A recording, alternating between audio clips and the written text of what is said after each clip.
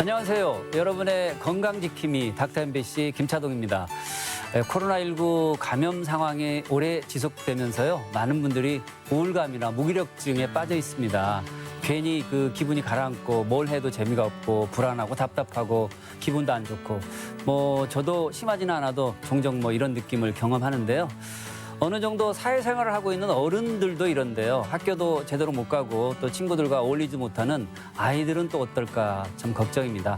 요즘 이렇게 코로나19 때문에 생기는 마음의 상처를 코로나 블루, 코로나 우울이라고 이렇게 얘기한다는데 오늘 이 시간에는 전라북도 정신건강복지센터 이상열 센터장님과 함께 코로나 블루를 이기는 마음 건강법에 대해서 자세히 얘기 나눠보겠습니다. 코로나19 바이러스 사태가 길어지고 일상에 큰 변화가 닥치면서 심리적인 어려움을 겪는 사람들이 늘고 있습니다. 자신의 의지와는 상관없이 외부적인 요인으로 생기는 문제이기 때문에 무력감은 더욱 커지는 모습인데요. 코로나 블루 어떻게 찾아오는 것이고 또 어떻게 극복해야 될까요? 정신건강의학과 전문의 이상열 센터장과 함께 자세하게 알아보겠습니다. 센터장님 안녕하세요. 네, 안녕하세요. 반갑습니다. 코로나 블루라는 단어를 흔히들 많이 씁니다. 네. 그리고 저도 수없이 방송으로 얘기했던 예. 것 같은데 정확하게 한번 정의를 한번 내려볼까요? 이제 코로나19가 장기간 지속되면서 생길 수 있는 일반적인 정신건강의 어려움을 총칭해서 코로나 블루라고 이야기를 하는데요. 네. 그중에서 가장 심각하고 어려운 어려움이 우울인 것 같고 그래서 블루라고 하는 것이 우울증의 표현이기도 하고 그래서 코로나 우울증 이렇게 표현할 수도 있지만 일반적으로는 코로나19로 인해서 일어날 수 있는 여러 가지 불안과 우울 다 포함해서 우리가 코로나 블루라고 표현하는 것 같습니다. 네. 실제로 코로나 때문에 우리 우울한 거죠? 그렇죠. 네. 이제 아무래도 과거에 살아왔던 생활 방식과는 다르게 살아갈 수밖에 없지 않습니까? 네, 특히나 이제 장기적 스트레스가 오랫동안 지속되게 되면 네. 우리 몸에서는 다양한 스트레스 반응들이 일어나게 됩니다. 그 스트레스 반응들 중에서도 이제 장기적 스트레스 반응의 첫 번째가 우울한 것이 나타날 수 있고요. 두 번째는 불안이 나타날 수 있죠. 그래서 아무래도 코로나19 자체가 정신건강에 주는 어려움은 상당히 큰 것 같습니다. 네. 실제로 주위에도 이제 무기력하다, 기분이 예. 좀 가라앉는다, 이런 분들이 많은데 실제로 이렇게 우울감을 느끼는 분들이 많나요? 이제 OECD에서 매년 정신건강에 대한 연구 보고서를 많이 내고 있는데요. 코로나19 이전에 비해서 코로나19 이후에 전 세계적으로 불안과 우울증에 대한 유병률이 약 2배가량 증가한 것으로 보고를 하고 있습니다. 우리나라도 마찬가지인데요. 근데 특히 이제 우리나라 보건복지부에서는 분기별로 이제 우울과 불안들을 조사하고 발표하고 있는데 2019년도에는 대개 이제 우울증이 고위험군, 그러니까 우울증이 이제 대개 절단점 이상에 나와서 우울하다고 표현하시는 분들이 약 3.2% 정도로 저희가 이해하고 있었는데 18%로 코로나19에 증가했으니까 약 6배가량 증가를 좀 알아볼 수 있습니다. 특히나 이제 전라북도 내용을 놓고 보더라도 저희가 이제 1577-0199라고 하는 정신건강 위기 상담 전화가 있습니다. 네. 그것이 이제 2019년 또 2020년 또 2027년이 이제 전화 상담 건수를 비교를 해서 보면 작년에 비해서 금년이 똑같은 기간에 비하면 약 2.2배 증가했습니다. 작년에는 약 5,500건 정도 전화를 받았는데 8월까지 해서 금년에는 약 12,000건이 넘어 있고요. 그래서 이런 내용을 봐도 많이 증가하고 있는 것 같고 우리나라 전체 우울증 진료 인원도 마찬가지입니다. 2017년도에 약 55만 명이 진료받았거든요. 근데 2019년도에 77만 명이 진료받았고요. 2020년에는 약 85만 명이 진료받았던 걸로 지금 보고되고 있고 금년에는 아마 100만 명이 넘어갈 것으로 제가 예상하고 있는 걸 봐서는 코로나19가 정신건강, 특히 우울에 주는 영향이 상당히 크다고 볼 수 있습니다. 수치가 말해주네요. 네, 그렇습니다. 1577-0199. 예, 그러니까 평상시에 정신건강에 대해서 상담할 수 있는 전화잖아요. 예, 그런데 이제 정신건강 위기 상담 전화라고 저희가 예. 표현을 하고 있고요. 저희가 전라북도 광역정신건강복지센터에서 정신건강 전문 요원들이 24시간 365일 전화를 받고 있습니다.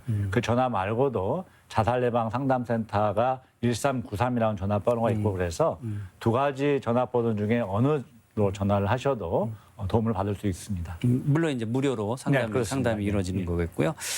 근데 생각보다 심각합니다. 네. 이게 증상을 좀 살펴볼까요? 구체적으로? 이제 일반적인 우울증의 증상들이 다 표현될 수 있는데요. 이제 많은 분들이 이해하시는 것처럼 사람이 우울해지면 가장 첫 번째가 우울한 기분이 들죠. 또 아울러서 우울한 기분에는 이제 흥미나 즐거움의 상실들이 같이 동반되게 됩니다. 그래서 평상시 하던 즐거운 활동들이 다 재미가 없어지고 특히 아침에 일어나서 일반적으로 했던 식사하고 준비하고 출근 준비하는 이런 일련의 과정들도 하기 싫어지는 것이 이제 많아지죠. 그러면서 이제 크게 세 가지 증상으로 나눠볼 수 있습니다. 하나는 이제 행동적 증상들이 있는데 수면, 그다음 식사들이 달라지기 시작합니다. 밥맛이 없어지게 되고 불면증이 심해지게 되고 아니면 더 심한 경우는 밥을 더 많이 먹게 되거나 하루 동안 누워 있기만 되는 걸 수도 있죠. 그다음에 극단적 선택을 하거나 극단적 생각을 자주 하게 될 수도 있겠고요. 신체적 증상 중에는 이제 우울해지면 몸이 여기저기 많이 아픕니다. 그래서 소화가 안 되고 가슴이 두근거리고 머리가 아프고 뭐 이런 어떤 신체적 증상을 호소하기도 하고요. 또 이제 염세적 사고나 비관적 생각들이 떠나지 않게 되고 이런 증상들이 한껏 여러 다양한 모습으로 나타날 수 있고 아동 청소년들 같은 경우에는 이제 좀 수업하거나 그 성적이 자꾸 떨어지게 되거나 아이들이 자꾸 갈등을 유발시키거나 아니면 심리적인 폭발감들이 많이 표현하기도 하고요. 어르신들한테는 이제 기억력이 떨어져서 마치 치매처럼 볼 수도 있고 다양한 모습으로 나타날 수 있습니다. 근데 이게 코로나 사태가 끝나면 예. 좋아질까요? 정상 회복이 될까요? 그러면? 이제 제가 우려하고 있는 것은 또 이제 재난 상황에 있을 때는 그렇게 많이 불편해하거나 힘들어하지 않습니다. 왜냐하면 지 위기 상황을 다 극복하느냐, 근데 모든 내 몸과 마음의 에너지가 거기에 쏟아져 있거든요. 그런데 이제 코로나19가 어느 정도 해결되고 나면 그동안 쏟아붓었던 마음과 몸의 에너지들이 소진되게 되고 그로 인해서 그 이후에 오는 여러 가지 정신건강적인 어려움이 더 폭발적으로 증가할 수 있는 위험성이 상당히 내포해 있습니다. 과거에 일본에서도 마찬가지고 동일본 지진이라든지 또 과거에 여러 전염병 메르스 사태라든지 이런 사태를 놓고 과거에 놓고 보면 그것이 막 유행하고 힘들 때는 별로 병원에 오지 않으셨다가 그것이 이제 어느 정도 해결되고 잠잠해지면 그 이후에 폭발적으로 정신건강에 호소하는 환자분들이 많이 증가한 걸 많이 볼 수 있거든요. 네. 그래서 아마도 이제 어느 정도 안정이 되고 나면 더 많은 어려움들을 겪지 않을까 생각이 되는데 물론 대부분 많은 분들이 잘 극복하시지만 증상들이 2주 이상 지속되고 또 내가 직업적, 사회적, 가정적 기능에 어려움이 있을 때, 즉 직장 생활에 좀 어려움을 느끼고 대인관계도 좀 많이 힘들어지고 집에서도 부부 간에 또 가족 간에 힘든 문제들이 자꾸 발생을 하게 되면 그때는 빨리 이제 도움을 좀 받는 것이 필요할 수 있습니다. 예. 그러니까 저 초창기만 해도 뭐 길어야 뭐 한 계절, 예, 그렇죠. 뭐 더 길어도 6개월인데 이게 지금 장기화되다 보니까 예, 예. 이게 상황이 더 악화되는 것 같은데 치료를 해야 되겠죠. 네, 그렇죠. 예. 예. 어떻게 해야 되나요, 치료? 이제 우울한 기분을 해결하는데 가장 좋은 방법 중에 가장 과학적으로 증명된 것들은 하나는 운동입니다. 네. 그러니까 이제 운동을 하면 왜 우울한 기분이 좋아지냐면 운동을 통해서 혈류량이 증가하게 되고 특히 뇌로 가는 혈류량이 증가하면서 뇌 건강성을 회복할 수 있습니다. 많은 분들이 우울하면 우울한 것이 우울한 기분 때문에 그렇다고 표현하는데 우울한 기분은 하나의 증상인 거고요. 사람의 기분에 관련된 뇌 부위의 활성도가 떨어졌다고 볼 수 있거든요. 또 기분에 관련된 신경 전달 물질이 균형이 깨졌다고 볼 수 있기 때문에 그런 운동들은 뇌를 활성화시키고 기분을 좀 더 좋게 만들어줄 수 있는 것이 있고요. 두 번째는 독서도 좀 도움이 됩니다. 근데 이제 이런 두 가지 외에도 우리가 한번 생각해 볼 수 있는 것은 우울증이라는 것이 생활 리듬의 장애이기 때문에 생활 패턴을 일정하게 잘 유지할 수 있느냐. 즉 정해진 시간에 자고 정해진 시간에 일어나고 새끼 식사 시간을 잘 지키는 것도 중요하고요. 또 건강한 식사를 하는 것, 건강한 운동을 하는 것, 또 마음속에 있는 부정적 생각에서 벗어날 수 있도록 노력하는 것. 이제 이런 것이 이제 우울증이 아니고 그냥 우울한 기분에서 벗어날 수 있는 데 도움이 되는 거고요. 실제로 2주 이상 우울증이 지속돼서 진짜 우울증이 왔다 하는 것은 개인이 노력해서 잘 해결되지 않습니다. 일반적인 항우울제 같은 약물 치료와 상담 치료를 함께 병행하게 되면 대개 약을 쓰고 치료를 해서 약 70%는 4주에서 6주 내에 좋아집니다. 그리고 그다음에 한 30에서 40%는 한 3개월 정도 치료를 하게 되면 관해라고 해서 증상이 다 없어질 수 있습니다. 이거 어떻게 판단할 수 있을까요? 내가 지금 코로나19를 겪고 있다. 예. 뭐 이걸 어떻게 진단할 수 있을까요? 전라북도에 약 15개의 정신건강복지센터가 있습니다. 거길 직접 방문하시면 정신건강 전문 요원들이 있습니다. 예를 들면 정신보건 사회복지사, 정신보건 임상심리사, 정신보건 간호사 이런 전문 요원들이 계셔서 우선은 도와드릴 수가 있고요. 그러니까 내가 얼마나 우울한지 불안한지를 그분들의 면담과 상담을 통해서 좀 내가 어느 정도인지를 좀 잴 수 있고 스스로 해볼 수 있는 것은 이제 자가 검진들이 있습니다. 그래서 전라북도 정신건강복지센터 홈페이지에 들어오시면 정신건강 온라인 상담 코너가 있습니다. 거기에 들어와서 보시면 내가 받고 있는 스트레스가 얼마나 높은지, 내가 얼마나 불안한지, 또 내가 얼마나 우울한지를 스스로 이렇게 자가 평가해서 자기 상황을 좀 파악해 볼 수 있는 것이 있기 때문에 홈페이지 한번 방문해 주시면 쉽게 할 수 있습니다. 자, 그러면 이제 스스로 정신 건강을 지키기 위해서 노력을 해야 되는 게 중요하다고 이렇게 말씀을 해주셨는데 좀 더 좀 구체적으로 우울감을 해소할 수 있는 적절한 방법 좀 찾아보죠. 이제 우선은 스트레스 상황에 놓여졌을 때 불안하다고 하는 것을 좀 받아들일 필요가 있습니다. 두 번째는 이제 잘못된 정보들을 좀 가릴 필요가 있습니다. 왜냐하면 예를 들면 코로나19를 불안하신 분들이 매일 아침에도 몇 명인지 확인하고 점심에도 확인하고 저녁에도 확인하고 맞아요. 막 지속적으로 뉴스를 통해서 부정적인 생각들을 계속 확인하는 습관들이 있는 분들이 계십니다. 네. 그래서 정확한 정보를 하루에 한 번만 좀 확인해 볼 수도 있다는 생각을 하고요. 세 번째로는 이제 부정적인 사고에서 벗어날 수 있어야 됩니다. 부정적 사고가 되게 우울한 분의 부정적 사고의 특징은 앞으로 변화될 수가 없어. 그다음에 누구도 나를 도와줄 수가 없어. 더 악화될 거야. 예. 그리고 이 상황은 변하지 않을 거야. 라는 생각들로 그 부정적 세계 속으로 생각 속으로 막 빠져 들어가고 있습니다. 그래서 이제 그런 분들한테는 이제 이렇게 말씀드리죠. 다른 사람이라면 그 상황을 어떻게 생각했을까? 만약에 나 같으면 내가 3년 전에는 이 생각을 어떻게 이런 상황을 어떻게 받아들였을까? 아니면 한 5년 뒤에는 나 이런 상황을 어떻게 받아들일까? 그래서 내 생각에 대한 부정적 생각에 대한 생각을 좀 헤아려 보는 과정이 좀 필요할 수 있다고 생각을 하고요. 그다음에 앞에서 말씀드린 것처럼 일상적인 생활 패턴을 일정하게 유지하도록 노력하는 것도 도움이 많이 될 수 있습니다. 특히 수면은 가장 중요한 지표 중에 하나입니다. 잠을 잘 자는 것이 사람의 기분이 우울하지 않다고 하는 것을 나타내준 가장 중요한 지표이기 때문에 수면에 대한 것도 한번 좀 검토를 해보실 필요가 있겠고요. 세로토닌을 높이는 활동들, 아까 말씀드렸던 운동도 하나가 되고요. 또 이제 햇볕이 있을 때 건강한 산책을 하는 것 이런 것도 좀 도움이 될 수 있고 그렇습니다. 밝은 생각 많이 하고요. 그렇습니다. 이걸 이제 이대로 놓고 방치를 했을 경우가 문제일 것 같습니다. 어떤 현상이 나타날까요? 이제 가장 큰 어려움이 이제 우울증이 심해지거나 오래되게 되면 기능의 어려움을 가지게 되죠. 그래서 이제 또 직장 생활에 어려움을 상당히 있게 돼서 OECD 국가도 마찬가지로 WHO에서 앞으로 향후 한 10년 이내에 생산성을 가장 낮출 수 있는 질병이 뭔가 보니까 실제 우울증이 1등이었습니다. 그래서 어떤 직업적 기능의 어려움을 좀 가질 수 있을 것 같고요. 또 대인관계의 어려움이라든지 가정적 어려움도 많이 겪을 수 있죠. 더 큰 문제는 우울한 분들한테 가장 큰 어려움 중에 하나가 극단적 선택을 하거나 극단적 시도를 할 수 있는 가능성이 높아질 수 있습니다.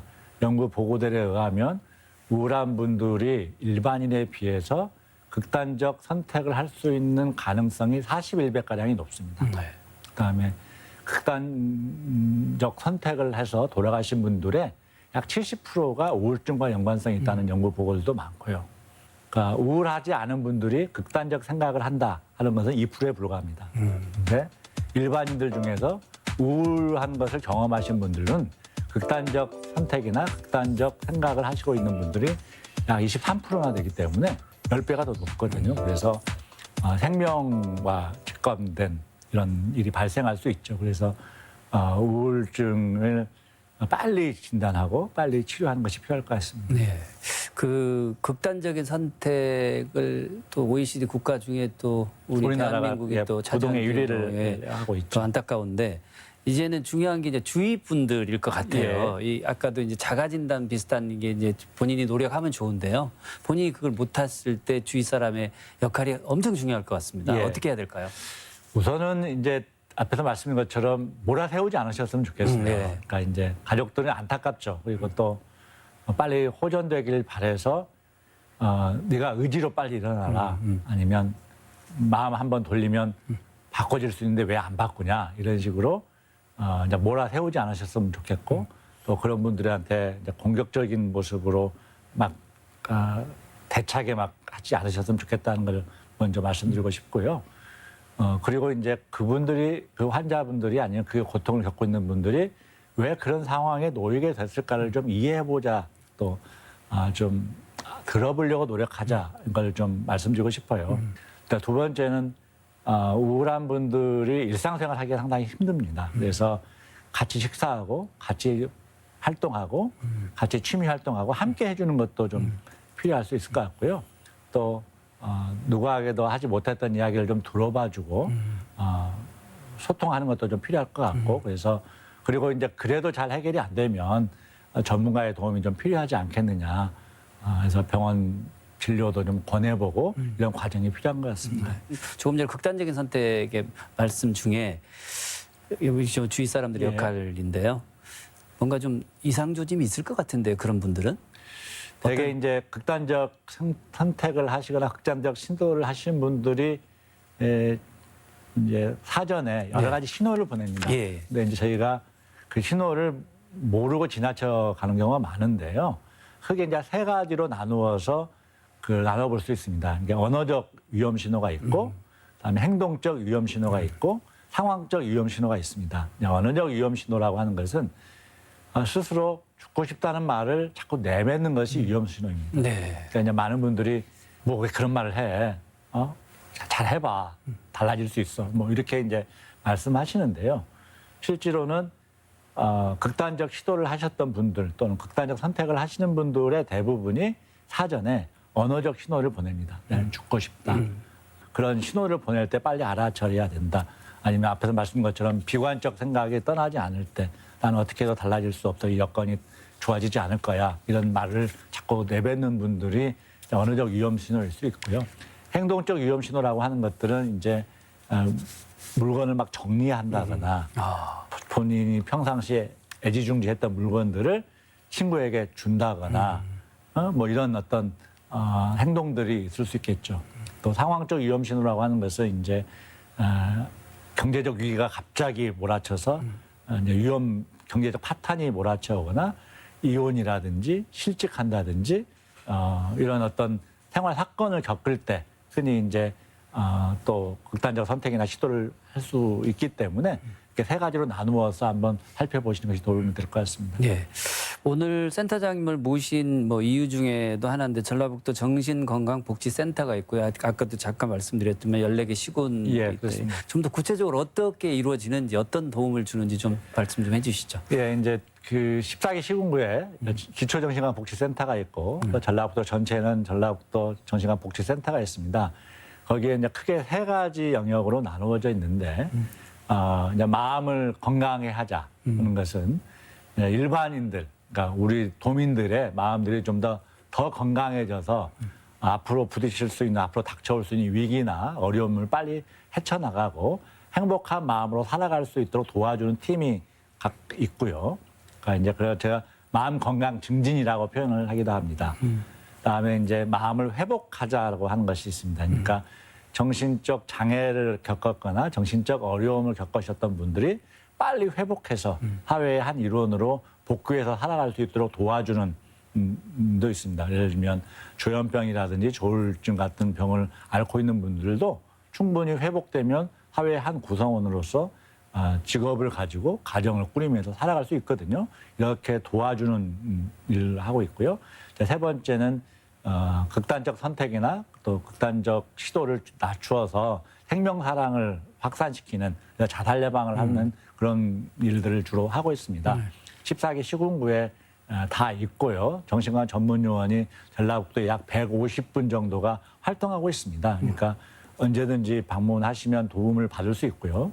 앞에서 말씀드린 것처럼 극단적인 생각이 들거나 극단적 선택을 하고 싶을 때 도움을 받고자 하면 자살 예방 상담 전화 1393 전화 주셔도 되고, 아니면 내가 마음이 너무 괴롭고 힘들다, 누구도 나를 도와주지 못하는 것 같고 내가 어떻게 할지 모르겠다 그러면 1577-0199 24시간 정신건강 위기 상담 전화라고 합니다. 이게 왜 0199냐면 1세부터 99세까지 마음이 건강하고 마음이 행복하게 살자 해서 0199입니다. 예. 그 마지막으로 도민들에게 좀 예. 당부의 말씀 좀 부탁드립니다. 네, 9월 10일이 세계 자살 예방의 날입니다. 예. 네, 이 날은 생명의 소중함을 느끼고 자살 예방을 위한 전 세계가 함께 마음을 다지고 생명 존중과 생명 사랑에 대한 운동을 혼자는 날인데요. 네. 금년에 딱 두 가지 큰 일을 계획하고 있습니다. 하나는 1인 가구 안부 전하기 운동을 합니다. 왜냐하면 혼자 살고 계신 분들이 훨씬 더 정신 건강에 취약해질 수 있고 극단적 생각들을 하기가 쉽기 때문에 1인 가구에게 틈틈이 안부 전할 수 있는 것에 좀 참여해 줬으면 좋겠다는 생각을 하고요. 네, 두 번째는 마음 건강 줍깅 운동이라고 합니다. 줍는다는 것에서 줍자하고 조깅한다 해서 깅입니다. 그래서 혼자라도 밖에 나와서 주변에 있는 쓰레기를 주워서 지구에 대한 생명사랑에 대한 느낌도 함께 가지는 줍깅 운동도 하고 있습니다. 이 어려움 중에 도움이 필요하시거나 마음이 힘들고 괴로워서 뭔가 손을 내밀고 싶다고 하시면 언제든지 전라북도에 도움을 줄 수 있는 분이 많이 계시기 때문에 주저하지 마시고 전화 주시거나 직접 방문해 주시거나 하면 고맙겠습니다. 네, 아이고 힘이 납니다. 예. 코로나도 이겨낼 수 있을 것 같고요. 예. 네, 지금까지 전라북도 정신건강복지센터 이상열 센터장님과 함께 코로나 블루를 이겨내는 방법에 대해서 알아봤습니다. 센터장님 감사합니다. 네, 고맙습니다.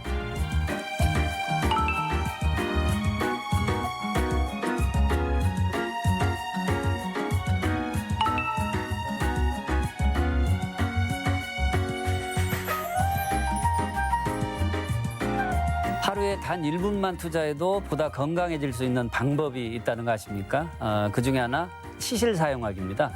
칫솔질은 꼭 해도 치실은 안 하는 경우가 많잖아요. 그런데 치실만 꼬박꼬박 써도 치아와 잇몸 건강이 훨씬 좋아진다고 그럽니다. 또 선크림 바르기 이거 꼭 챙겨야 되는데요. 피부 건강을 위해서는 꼭 지켜야 될 그런 일이죠.